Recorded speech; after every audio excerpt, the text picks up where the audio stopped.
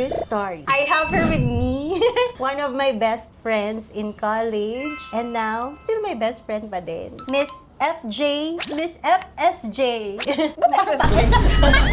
Introduce mo na lang ako.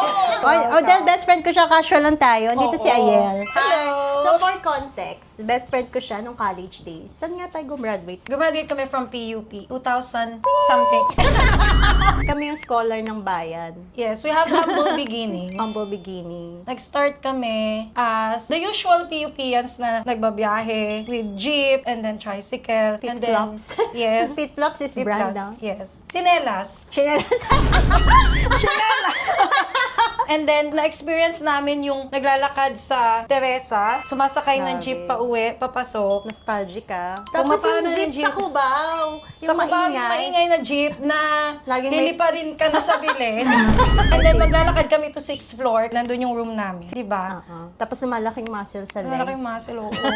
Kasi walang elevator ang PU. And walang, Walang aircon. Meron na ba ngayon? Hopefully Wala, naman. Yes, and we also experienced the long queues during enrollment. Kasi, sa sobrang dami ng estudyante ng PUP. Dahil nga, scholar kami ng bayan. Tapos puro pimples tayo kasi Oo. pollution. Ano yung sinalo mo lahat ng mga pollution? And then, sabay-sabay din kami nag-take ng CPA board exam. She graduated cum laude. Graduate din siya Naman. as magna cum laude. Siya talaga ang mega achiever namin since college days. Kasi Undergrad days lang yun. Pero ngayon ikaw na Uy, yung hindi, pinaka-mega, no? mega Hindi, ultimate. no. Iba-iba yung Mega path super natin. So, we are a group of 5 friends. Actually, 10. 5 guys and 5 ladies. And siya as the very successful entrepreneur. And then ako naman, more on the career. And then the other 3, different path din yung life nila. Yung isa mother. Yeah, Yung isa mother. runner. And the other is the very philosophical, spiritually oriented friend Magmamok na nga daw siya. Magmamok siya, yes. Iba-iba ang path talaga namin. But everyone's, I would say, we've come a long way. Tapos may friend na rin tayong lumisan. He is in heaven. Watching over us. Cheering for us. Hello, Louie. Bakit Bibi tawagan natin? Hindi ko na maalala. I think there was Bibi a Gandang time. Hari. Yun! Oh, yun nga yata yun, no? Nung Like time na Bibi yun. Gandang Hari. Nung pumasok siya ng PBB. Oo, yun, parang doon siya nagsimula. Actually, hindi ko na ma-recall. Pero yun na ngayon tawagan namin, Bibi, Oo. since... Kasi BB shakes kami. At user kami ng BB cream.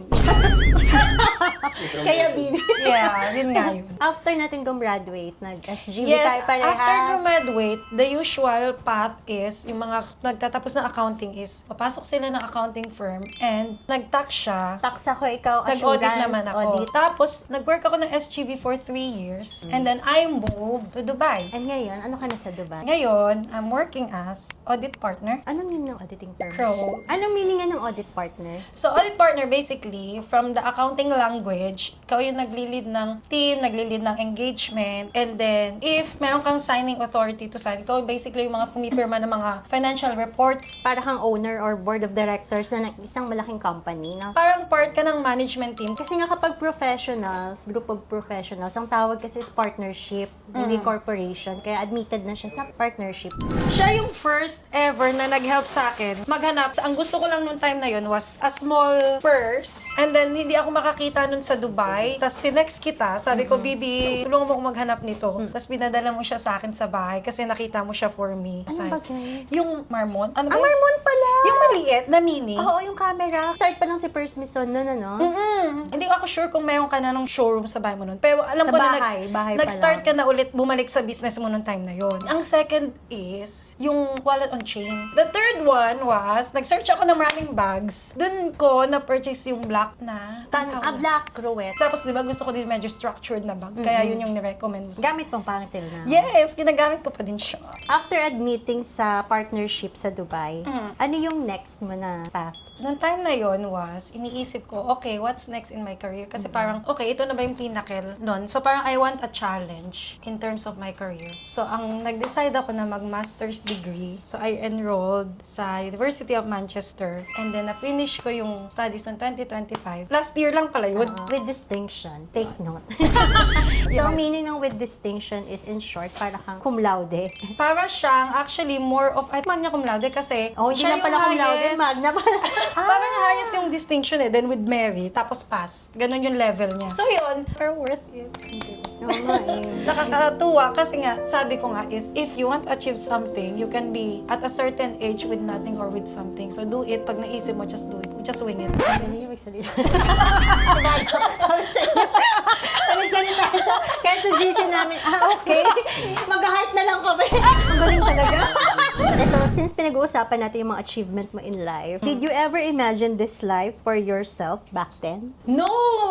Okay, realistically, everyone naman na lumalaki is gusto mo maging successful. Pero, ang gusto ko lang noong time na yun is dumating ka sa point na, okay, financially stable ka, and then you can be comfortable with your life. Pero yung the nitty-gritty of the details na, okay, gusto ko umabot sa ganitong maging partner, gusto ko maging makapag-masters, hindi ko talaga siya naisip noong time na yun. But, kapag siguro, na-develop mo yung environment mo in a competitive setting, plus in yourself, ambitious ka, mas nai-inspire ka na mag-achieve more and then aspire more. Kasi gusto mo lagi mag-level up in life. At a certain point, you have to look at life in a more holistic perspective na ano talaga yung magmamatter. Kasi minsan, you will reach at a certain stage na okay, financially stable ka and then comfortable ka, but the holistic point of life is ano talaga yung nagpapasaya sa'yo. Ano yung nagpapasaya sa'yo, in short? Uy, bakit ko kaya sagutin yan? Teka, sabi mo kasi diba, dapat i-weigh mo kung ano yung nagmamatter. So right now, ano yung pinaka nagpapasaya sa'yo? Personally, from own perspective, I think peace of mind. Yes, yan ang number one. And then, don't self-sabotage. Always look after yourself, health, finances, and relationships. Yan, three things in life. And also, your own spiritual health also, whatever it is. Iba-iba naman yung calling na tao. What's the turning point that made you decide to pursue an international career? Ang sabi ko lang noon na time na yun sa sarili ko is, aalis na lang din naman ako ng work. Alis na lang din ako ng bansa. Wow. The rest is history. Nandun na ako sa Dubai for like 13 years. Almost second home na siya for me. Grabe ang tagal, no? So, early 20s pa lang. 24 pa lang tayo, no? Oo, and that time, alam mo na yung gusto mo in life. Kasi nung time na yun, meron akong midlife crisis eh. Hindi ko alam kung anong gusto ko talaga. Kung itutuloy ko yung pagiging auditor or accountant or magbe-business. Tapos nakilala ko si Ricky, yun. Doon ko na-realize na magnegosyo na lang tayo, hindi tayong pera, gano'n. Kaya ang sinasabi nila, one thing ng reasons ng success is you have to be at the right place at the right time. Feeling ko yun yung nangyari sa akin ng time na yun.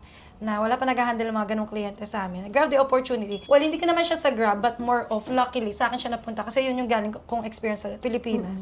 Kaya, ang bilis nung growth. I was at the right place at the right time nung nangyari yun. In short, Lenders, na-enjoy mo brokers. talaga yung job mo nung time na yun. Kasi bago siya sa akin, yes. Work-life balance, hindi ko guys sa Pilipinas na nag-work ka pa na until 3 a.m.